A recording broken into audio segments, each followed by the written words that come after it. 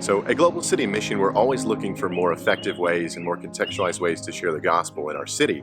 And one of the things that our team has found as a best practice is what we like to call beatitude evangelism. This is where, as we get to know a person, as we enter into relationship at a deeper level with people, and we start to see things about their lives that already reflect what we think is true about the kingdom of God, we want to call those things to their attention and really ask them to help us be more like Christ in that way. A good example of that is a bartender that works at one of the restaurants that I go to a lot to do ministry. His name's Andy, and I remember having a conversation with him, and Andy's always resolving conflict just with everybody in the community that are regulars at this restaurant. And so I went to him and I said, Andy, I see that you're a real peacemaker. And this is something that to me as a Christian is really important it's a really important quality about who Jesus is as a peacemaker. I said, so here's this conflict I'm having in this house church. If you were going to help me make peace there, how would you advise that I do that?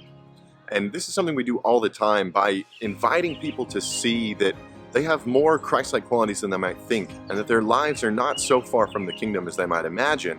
We call them into a different way of seeing the world, and we invite them to engage us in a more mutual and imaginative way.